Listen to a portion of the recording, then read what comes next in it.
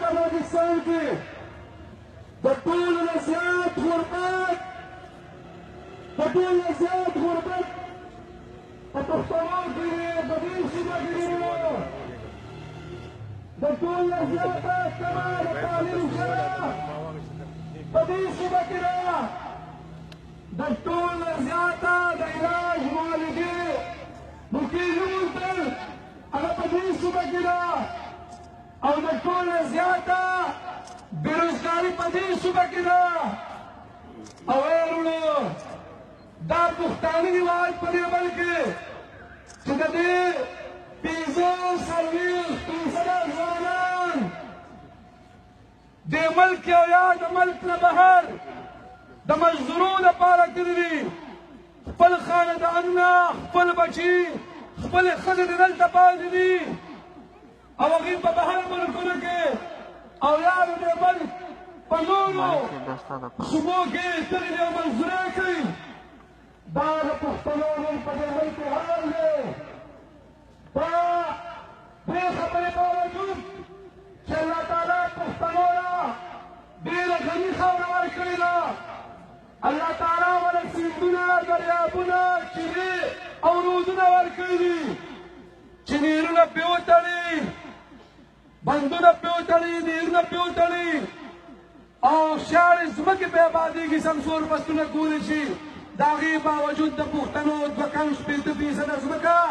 نن شړه د بغیر اوبو ده د دې دومره سیندونو باوجود او دغه بندونو باندې ټرباین ولګوي مشینرۍ پرې ولګوي په زرګونه میګاواټه بجلي جوړېدی شي دا د غرونو سینې چې وشمړې الله تعالی له قیمتي قدرتي وسایلو ډکه خاوره راکړې ده من سره ځنګلونه دي من سره ګیز او تیل دي من سره پراخه ځمکې دي د هغې باوجود پښتون په دې وطن کې خوار دی په بله ورځ باندې دی او صرف په دې وجه باندې دی چې په پښتنو کې هغه اتفاق نه دی جوړ لا چې د کم اتفاق پښتنو ته ضرورت دی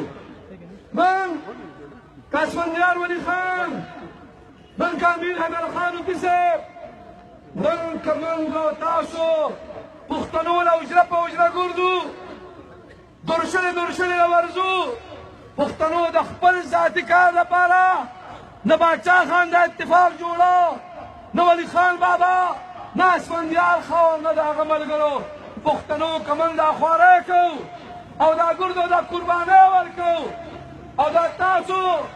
په یو مورچه په یو سنګر او د یو بیرغ د لاندې راغونډو صرف د دې لپاره چې زموږ دا خاوره ترقي وکړي پښتون ترقي وکړي او د پښتون دا بله ورځ په خبر باندې بدله شي منګو تاسو ګوره لرې به نه ځم د 2002 تاسو په دې بنیاد ورکړ چې زه خلک راغلو او موږ شریعت راولو په 2002 کې پښتنو تاسو خپله خاوره د خپلې خاورې ترقي هغه زمونږ د مشرانو تاسو ته وینا یو طرف ته کړه تاسو شریعت پسې لاړئ ما ته ووایه په هغه 15 کاله کې ترقي هم پرستو لاړه او شریعت هم رانغی بیا د هغې نه پس تاسو په 2013 کې د تبدیلۍ په نوم باندې چې دا تبدیلي به جنې روزګار وي د پښتنو په خاوره به د شاټو د پیو نیرونه بهیږي پښتانه به چې کوم دی خوشحاله وي د صحت موقع به د تعلیم موقع به هسپتالونه به روډونه به او د پښتنو جیبونه به د دولت نه ډکې او پښتانه به آباد شي نن ما ته وښیه په دې 3.5 کاله کې نو په دې 3.5 کاله کې وښیه ما ته هغه تبدیلي نه وه هغه تاسو د خپلې بربادۍ لپاره وټ ورکړو او نن پښتنو د ډېر خان نوال تر کندهاره پورې د پښتنو خاوره برباده شوله د پښتنو خاوره برباده شوله او زه درته وایم وروڼو نن دا صوبه مالي تور سیاسي تور انتظامي تور او اخلاقي تور د پی ټي آی د وجې او د هغې د ملګرو وجې تباه او برباده ده نن د دې صوبې اربونه روپۍ دولت که نن چې دې نر ځوان امیر حیدرخان کوڅه هغه خپلویان رالیکل دې صوبې یې ګټلو نن د مرکز په قبضه کې نن څوک خبرې نشي کولی نن سیاسي طور په دې صوبه کې اتفاق هېڅ سیاسي دیوالي نه ونیو نن انتظارات او افسران د دې صوبې نه نور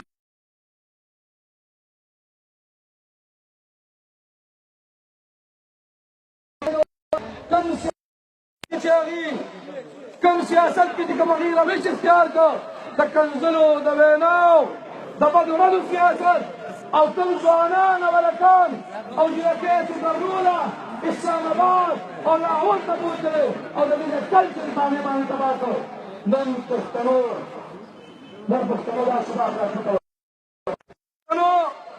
امیر حیدرخان لودي صاحب دا ناست دی موږ ته دا صوبه امیر حیدرخان چې وزیراعلی جوړېده دا صوبه ورته د دهشتګردۍ نه ډکه مېله وه په ټول ملکنډ ډویژن کې د پاکستان جنډه چا نه شو اوچتولی خلک په چوکونو کې اعلانېدل سکولونه او کالجونه بند وو د درې نه والې تر ډي ای خانه پورې د دهشتګردو راج و د دې صوبې خزانه خالي وه خو دا امیر حیدرخان چې راغی دا هغه اولادو چې لکه یو انسان ته ښه اولاد میلاو شي کور ول آباد کړي نو دې چې راغی اول د دهشتګردۍ خلاف یې جنګ وکړه دلته امن راوست او هغه د بلکنډ ټول ډویژن چې وزللی دي د دې بلکنډ والو تر چتراله پورې دوباره د پاکستان جنډې ولګولې او دوباره سکولونه کالجونه کلاو کړه یونیورسټۍ ولا جوړې کړې کالجونه یې جوړ کړه ترقي هغه ځای راوکړه د درې نه والې تر ډي ای خانه پورې امن راوست په دې صوبه کې امن راوست 90% نه زیات امن راغلی و وروڼه د دې صوبه خزانه خالي وه د مرکز سره جنګ دپاره او د دې صوبې خپل وسایل یې سیوا کړه صوبه په خپلو خپو باندې په لومړني ځل د پاکستان په تاریخ کې د امیر حیدرخان لودي صاحب په نشانۍ کېښودل او صوبه متمکنه شوله روډونه سکولونه کالجونه یونیورسټۍ په یو شپېته کاله کې دومره نو جوړ شوی څومره چې د امیر حیدرخان لودي صاحب په وخت کې جوړ شو وروڼه نور تفصیل ته نه ځم د 2013 الیکشن هغه الیکشن و زم چې پښتنو په خپلو بربادۍ باندې مهر و هغه جوارګرو له ووټ ورکړه هغه نااهله خلکو له ووټ ورکړه لکه څنګه چې ملمویې پلاري خپله بچوله خپل علاقې یې ترقي ورکوي خپله بچوله خپل کور آباد کوي دولت یې مرکبه کوي او یو جوارګر زوی راشي نااهله زوی راشي هغه هر څومره برباد کړي او هغه هر څومره پسې اخره کې ورخرڅ کړي نن د پي ټي آی مثال د نااهله اولاد دی د جوارګر اولاد دی او دا صوبې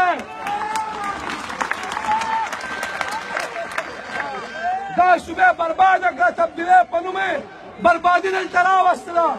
وروڼو نن راویښ شئ که غواړئ خپله ترقي که غواړئ خپله خوشحالي که غواړئ چې پښتانه دې په دې پاکستان کې د نورو کام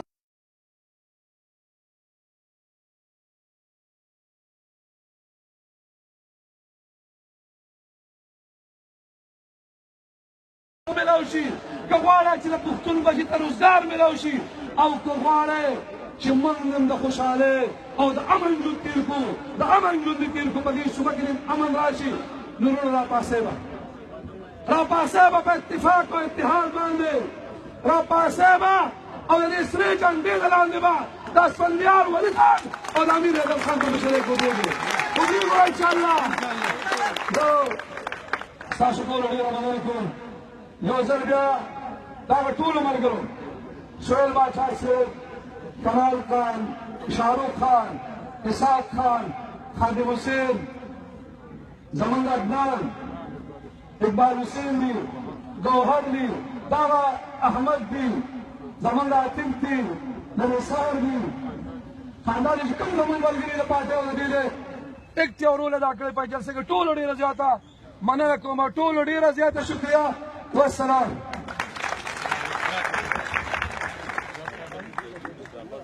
भाई साहब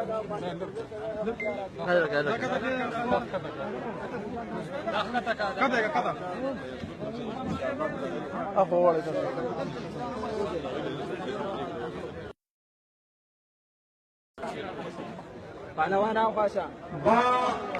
ناظم سے خبرو نه پس زه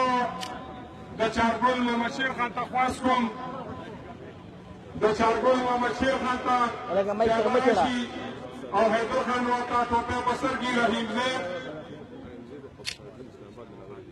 اسپاردین او رحیم زید دا د اسلام آباد نه ملګري راغلي دي دا زه خواست کوم شمولیت یې کړی چې حیدر خان ورته ټوپۍ په سر کې او محمد شیر خان د چارګل افسردین او رحیم زید چرته دي دا را روان دي مخکې راشئ دي مخکې راشئ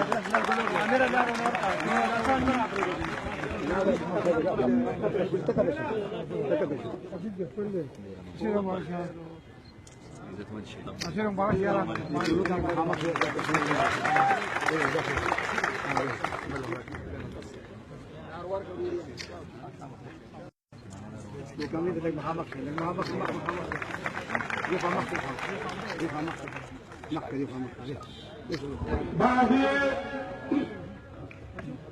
دا سپیکر کستا روکي په دغه چالي بجلی تمام بس په دغه باندې ټیک دی زه راغواړم خپل ورور د عوامي نیشنل پارټۍ صوبه پښتونخوا سرلښکر د سرحد مخکرني وزیر اعلی د پښتونخوا لومبني وزیر اعلی د قومي اسمبلۍ غړی د نوې پښتونخوا بانی فخر پښتونخوا محسن مردان په دې شعر باندې وایي بالا درته لوګي کم که چشمان درته لوګي کم بالا درته لوګي کم که چشمان درته لوګي کم دا زه یوازې بس یم که جهان درته لوګي کم تاسو د لاسونو په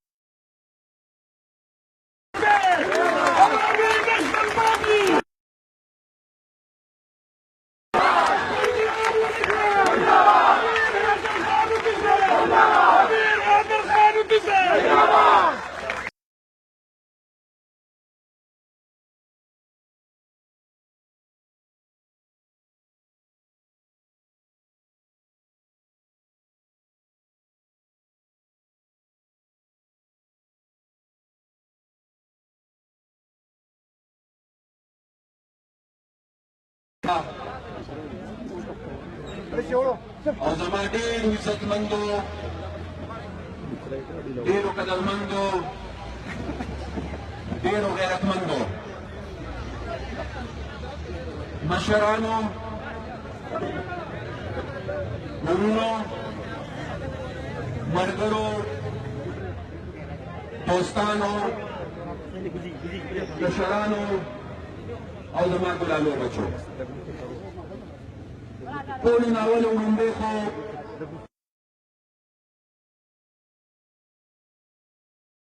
کې 29 او بیا بالخصوص د سودم د هر سپینګیري د هر ځوان د هر کشر د هر بچي شکریه ادا کوم مشکور یم ستاسو چې دومره په اخلاص دومره په مینه په دومره ګڼ شمېر نن شریک او شامل شوې او بیا ستاسو د ورور او ستاسو د کشر په حیثیت ما نن دا موقع راکړه چې زه ستاسو خدمت کې حاضر شم زه په دې سټیج موجود د خپلې کور شاهي اورنګزیب هم شکریه ادا د میډیا د خپلو ورونو او دوستانو هم شکریه ادا کوم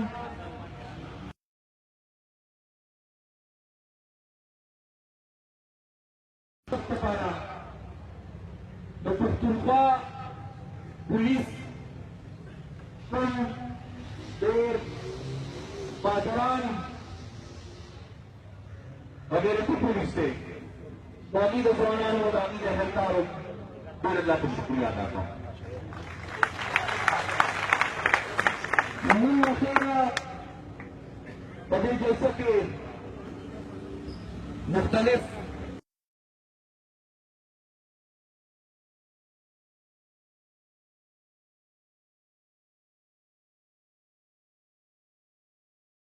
ټوپۍ په سر کړې. سټیج نه اعلان وشو چې هغوی په عوامي نیشنل پارټۍ کې شامل شو. بېشکه چې شامل شو، و زما په نظر او زما په سوچ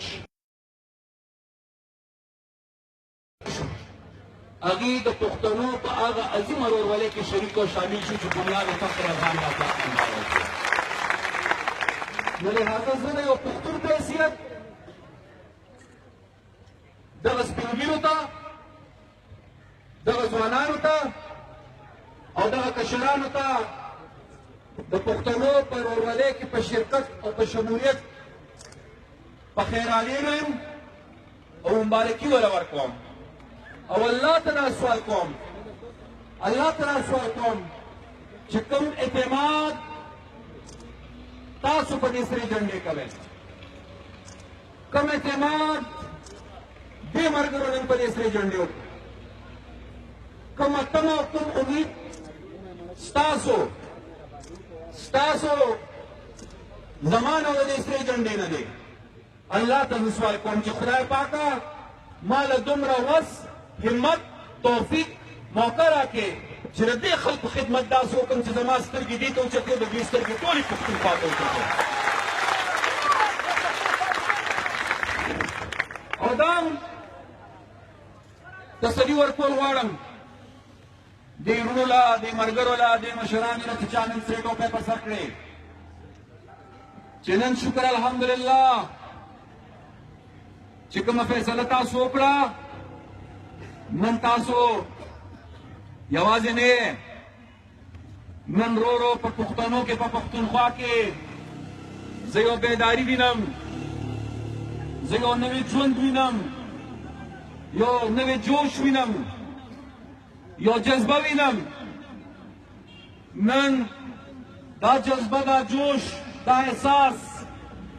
سودم پورې محدود نه دی، مردان ضلع پورې محدود نه دی. په دې تیرو لږو ورځو کې زه ملکنډ تاڼې ته تلم، زه دیر ته تلم، زه سوات ته تلم، زه بونیر ته تلم، زه شانګلې ته تلم، زه پېښور ته تلم، زه انشاءالله چارسدې ته روان، زه رسالپور ته تللی، زه د پرویز خټک کلي ماړکي شریف ته تللی، او هر ځای کې شکر الحمدلله همدغه شانتې پښتنو مشرانو، کشرانو، ځوانانو او بچو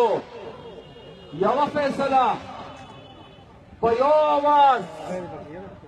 یوه فیصله، یو آواز چې موږ په خپله پښتونخوا کې سونامي نه غواړو، موږ په خپله پښتونخوا کې باچاخاني غواړو.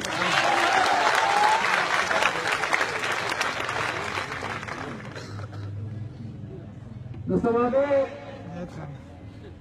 ملګري ناست دي، هغوی راته ووایي چې سوابۍ دې هېره کړه. سوابۍ به زه څنګه هېره کړم؟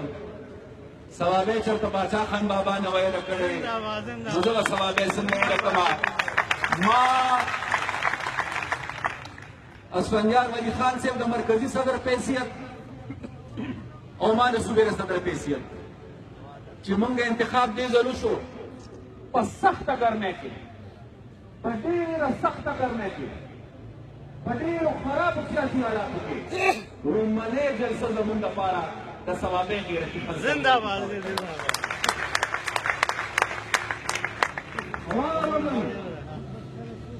اور دلته معلم صاحب ناست دی د سیپاک د په حواله چې کوم موږ د پښتنو اواز پورته کړو او موږ د پښتنو هغه فریاد او هغه اواز د پاکستان حاکمانو ته رسول غوښتل نو هغه اواز موږ د بل ځای نه پورته کړی هغه اواز موږ د ثوابۍ د غیرتي او د تاریخي خاورې نه پورته کړی په شوه کې او نن بیا راغلی یم سودان ته چې د سودان د دې تاریخي خاورې نه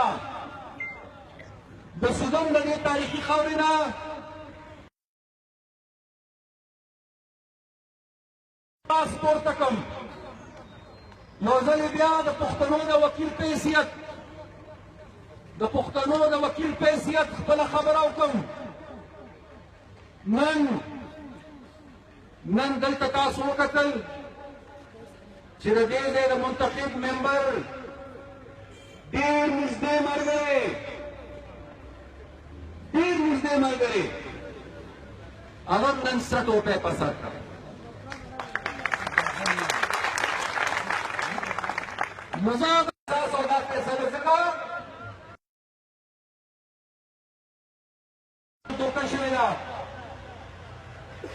2013 کې چې د پښتنو نه په کومو وعدو ووټ غوښتل شوی و 2013 کې چې پښتنو په کوم تمه او په کوم امید ووټ ورکړی و هغه امید دا و چې ما او زما نه مخکې حکومتونو کم خدمت کړو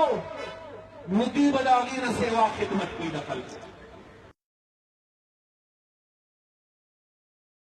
چې دوی به خلکو له انصاف ورکوي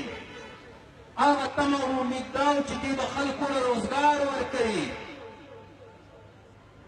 نن پښتانه چې چار چاپېره ګوري نو نه انصاف شته نه روزګار شته نه ترقي شته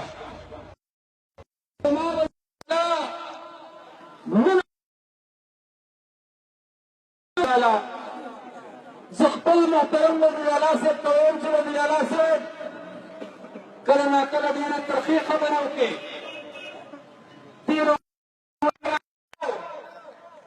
چې سابقه حکومتونه چې وو هغه ډېر لوی ډاکوان وو نو وزیر اعلی صاحب تاریخ باندې نظر واچوه چې د سابقه حکومتونو ذکر دې کړی دی او بیان دې دا دی چې دا ډاکوان وو نو وزیر اعلی صاحب د سن 88 د آفتاب شیرپاو په حکومت کې ته وزیر او مشیر وې وزیر په حکومت کې د آفتاب شیرپاو بیا ته وزیر او مشیر وې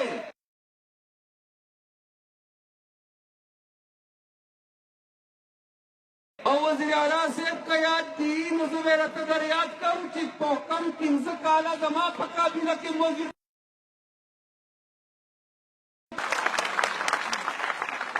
نو که تېر حکومت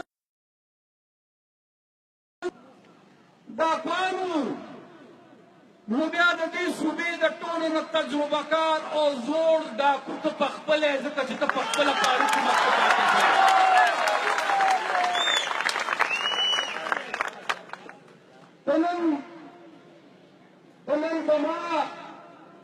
نن زما پښتنو ته وایي چې تبدیلي راغله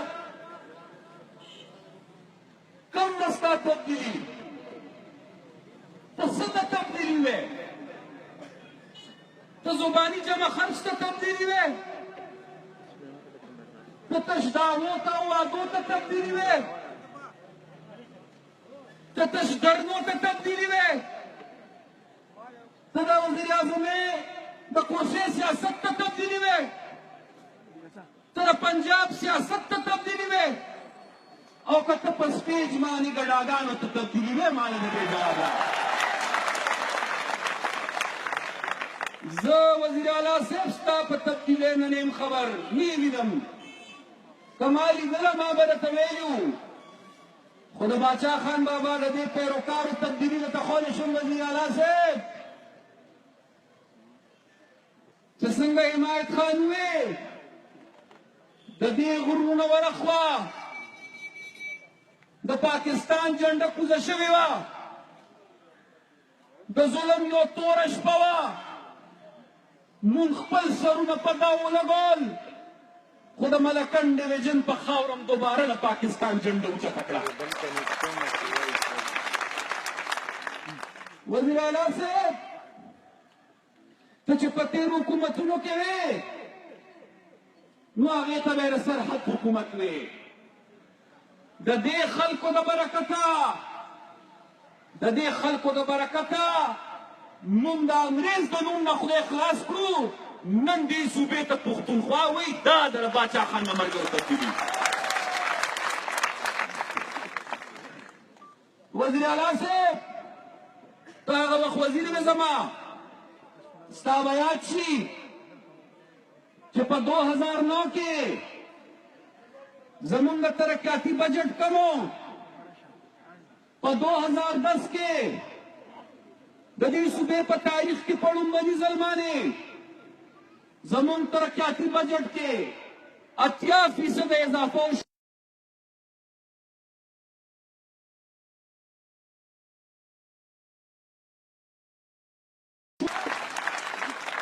اتلسم او نولسم ترمیم په نتیجه کې دې صوبې ته خپله صوبایي خودمختیاري میلاو شوه. او بیا تش دا نه، تبدیلي څه ته وایي؟ تبدیلي بدلون ته وایي. بدلون کوم بدلون چې د خیر دپاره وي او د ښېګړې دپاره وي. دغه تبدیلي ماته نه ښکاري. زه ورته ویم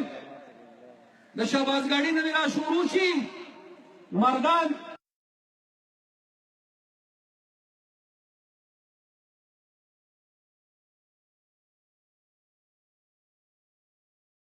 په رنګ روډ د سفر وکړي، تبدیلي به ورته ښکاره شي. دا د په دې لاړ شي، تبدیلي به ورته ښکاره شي. د امبېلې نه واله تر د بونیر پورې چې کوم نوی بهترین سړک جوړ شو، په هغې باندې د سفر وکړي، تبدیلي به ورته ښکاره شي. د بونیر یونیورسټۍ ته دې وګوري، د سوات یونیورسټۍ ته دې وګوري، د چترال یونیورسټۍ ته دې وګوري، د صوابۍ یونیورسټۍ ته دې وګوري، د دج یونیورسټۍ ته دې وګوري، د چارسدي یونیورسټۍ ته دې وګوري، د مردان یونیورسټۍ ته دې وګوري، د کرک یونیورسټۍ ته دې وګوري، د هریپور یونیورسټۍ ته دې وګوري، تبدیلي به ورته ښکاره شي.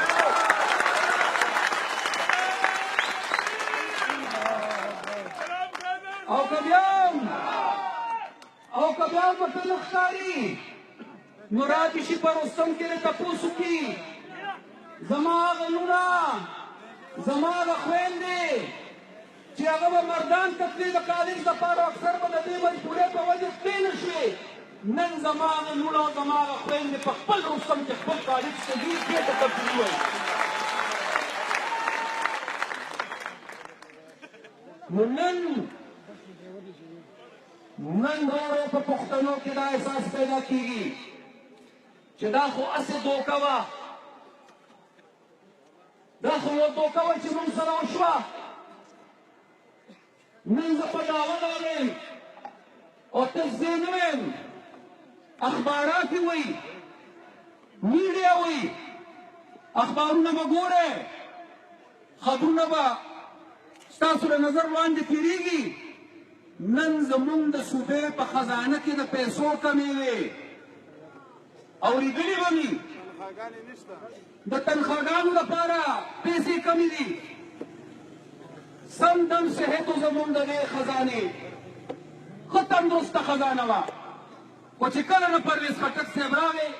زمونږ د خزانې صحت او د پرویز خټک صاحب صحت یو شان دی.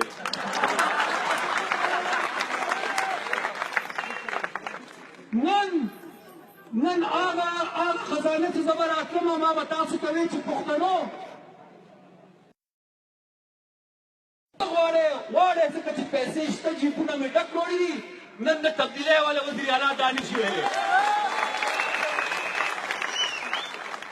ټولو خلکو سره حساب کتاب کوي. عمران خان صاحب ما ته هغه ورځ چا ویلي، یاره د عمران خان صاحب په کله لاره کېږي. ما ورته ویل چې د هغه غریب خو دوه ارمانونه او دواړه مې پوره کېږي. یو ارمان خو یې دوه ځله غریب یو کوشش هم وکړو او دویم ارمان چې د ملک وزیر اعظم جوړ شم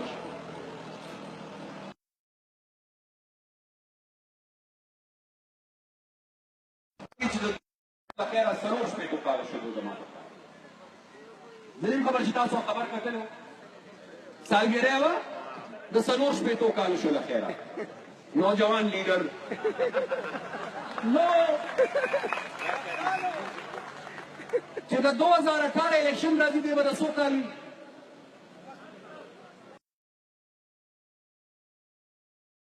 کاسټ که نه نو که دا 2018 والا ګاډی کې خطا شو او دې بیا انتظار کوي هغه بل الیکشن ته نو د څو کالو به 71 نو یارورا پاکستان کې چېرته د 71 کالو وزیر اعظم تاسو لیدلی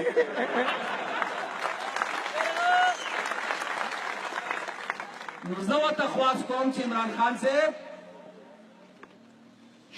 یو خواهش ګناه نه ده خواهش کوه کوشش کوه که ستا وزیر اعظمي خوښه ده خپله خواري خپل کوشش کوه عمران خان صاحب خو کم از کم د دې پښتنو په قیمت یې مه کوه په دې پښتنو په قیمت یې مه کوه د دې په پښتنو په قیمت یې ځکه مه کوه چې تا له ووټ پنجاب نه دی درکړی تا له ووټ پښتنو درکړی دی او ستا ټوله توجه نن پنجاب اړخ ته ده تا پښتنو اړخ ته شا کړې ده ته پښتنو ته توجه نه ورکړې نن ته درنه نن ته اسلام آباد بند دی ته اعلان کړې چې زه اسلام آباد بندوم او اوس پوه شو چې ما دا خبره په تقریرونو کې وکړه نو اوس جوړې تاریخ بدلوي ځکه ما ورته وویل چې ډېره ښه فیصله یې کړې ده اسلام آباد بندوي د اتوار په ورځ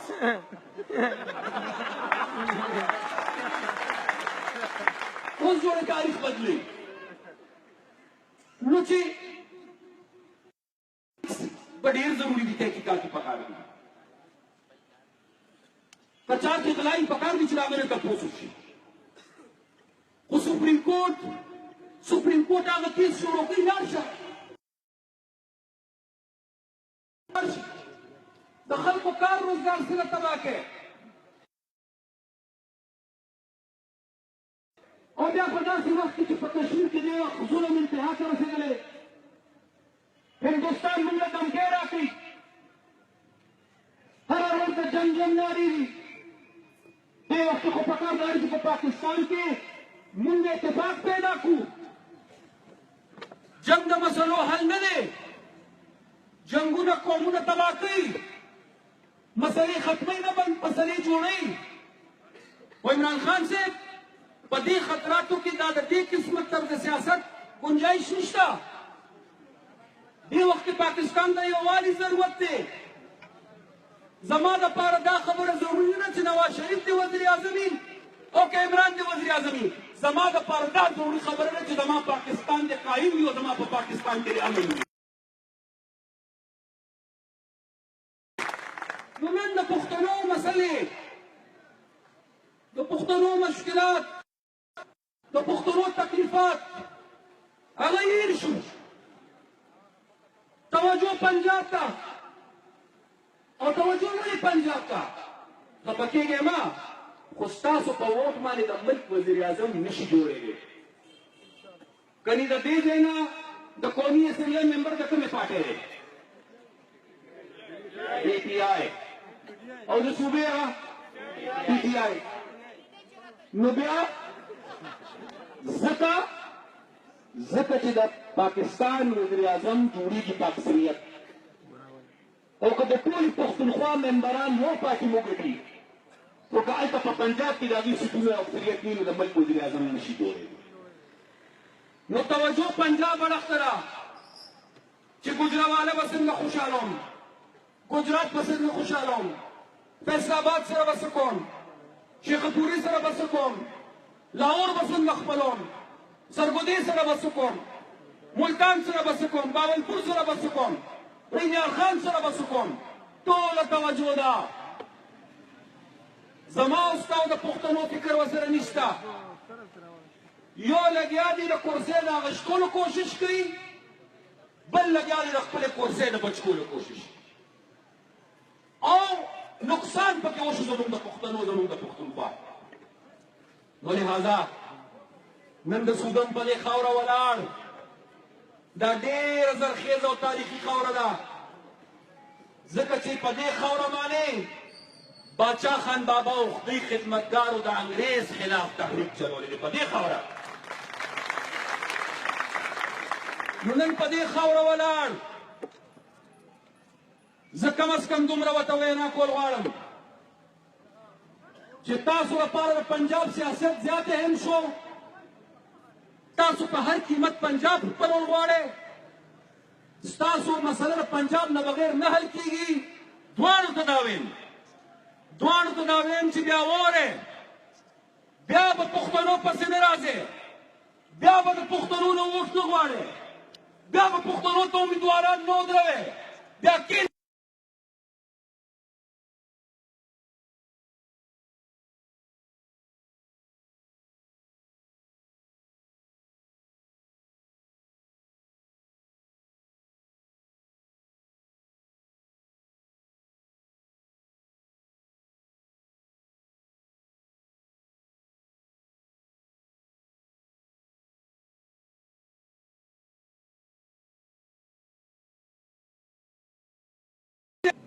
او بعضې قوتونه د دې مخالفت کوي. تاسو ته پته ده چې مخالفت یې ولې کوي؟ یو په دې وجه چې که د باجوړ نه والا وزیرستان پورې هغه پښتانه په پښتونخوا صوبې کې شامل شو، نو د پښتنو وجود به پرې مکمل شي. دویمه وجه چې مردم شماري ورپسې وشوه، نو یاد ساتئ د دې صوبې چې هغه علاقې او د علاقې یوه صوبه شي، دا به د پنجاب نه پس د پاکستان دویمه لویه صوبه شي انشاءالله. زمونږ د ممبرانو تعداد به سیوا شي، په فیصلو کې به زمونږ اختیار سیوا شي، د پاکستان په وسایلو کې د هغې په تقسیم کې به زمونږ برخه سیوا شي، وطن به پې ګلي ګلزار شي. نو د دغې مخنیوی خلک کوي نن. کم از کم مونږ د بابا پیروکار، مونږ پښتانه، مونږ شریک، زمونږ یو آواز دی چې که زمونږ قبایلي وروڼه خپله خاوره، خپله صوبه، خپله علاقه مونږ سره یو کور غواړي، مونږ ورته هرکلي وایو، مونږ پې خوشحاله یو، زمونږ وجود به مکمل شي. دویمه ضروري خبره افغانستان په حواله. د افغانستان او د پاکستان ترمنځ د دې وخت د اعتماد فقدان دی، د اعتماد کمی دی، او د هغې په وجه نن تاوان او نقصان هم د افغانستان کیږي هم د پاکستان کیږي. او چې څومره نقصان کیږي په افغانستان کې کیږي او که په پاکستان کې کیږي، اکثریت پکې د پښتنو وینه لګیا ده. نن موږ عمران خان او نواز شریف ته وایو چې د پنجاب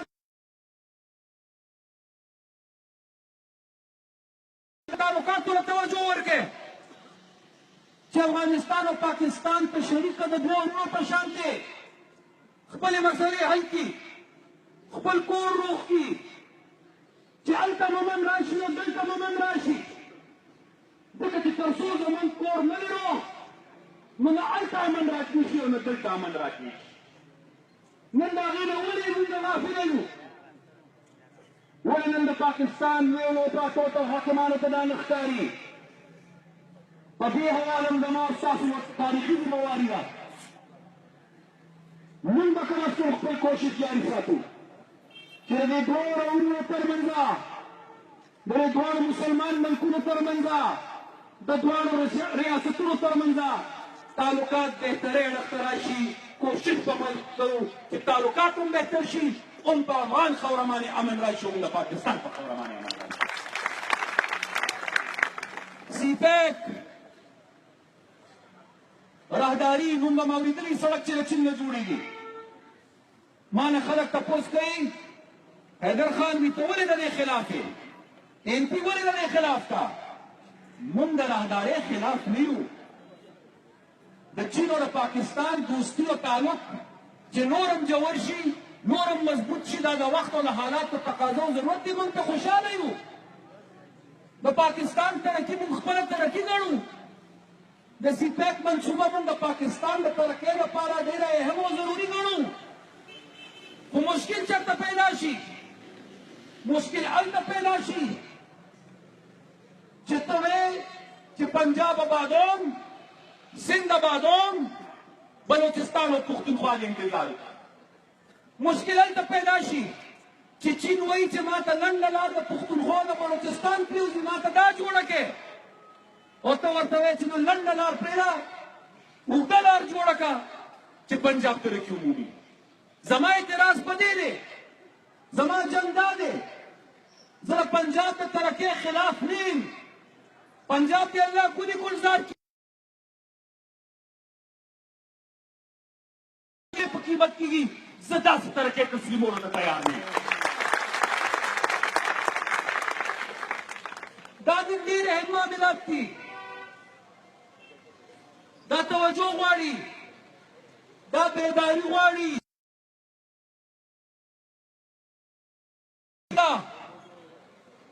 زه نن د خپلو وروڼو سره دا واده کوم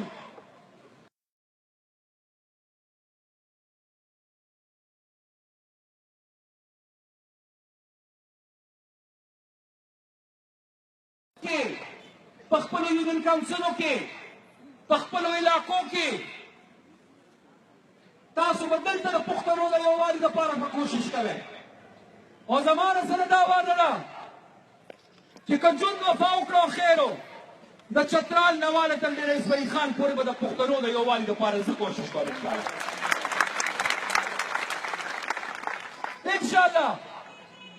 د دې مشرانو راموجودګي زما دپاره لوی عزت او اعزاز، ډېره لویه خوشحالي زما. خو زما زړه قرار، زما زړه قرار او بیا ډېره بې انتها لویه خوشحالي چې زه نن په دې جلسه کې دا ځوانان او کشران خپل وینم. زه په دې جلسه کې دا ځوانان او کشران وینم، زه په لار په دې جلوسونو کې دا ځوانان او کشران وینم،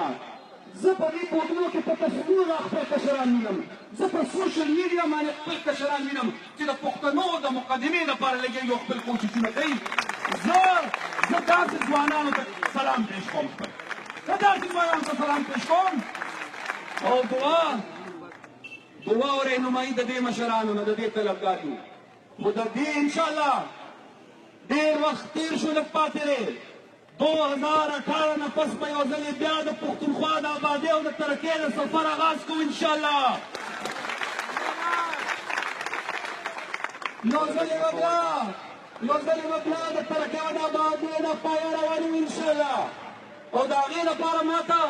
د دې سپین ږیرو د دعاګانو او د دې ځوانانو د ملاتړ او د مرستې او د مرګ خاطر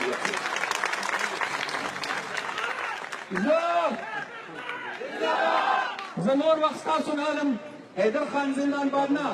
د عوامي نیشنل پارټۍ غیرتي کارکنان زندان باد، د عوامي نیشنل پارټۍ هغه کارکنان زندان باد چې د هر ظلم مخنیوي او مقابله یې کړې ده. د عوامي نیشنل پارټۍ هغه کارکنان زندان باد چې زما غوندې خلک یې ګټلي دي. د عوامي نیشنل پارټۍ هغه کارکنان زندان باد چې د پاچا خان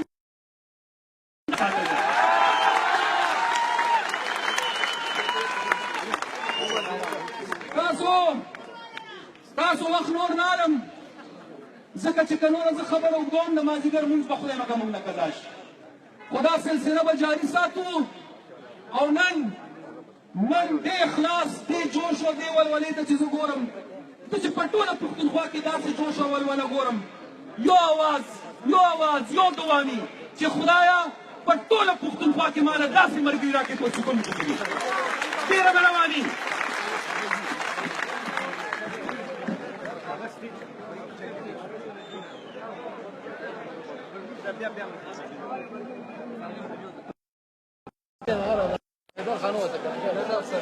تاسو سره مې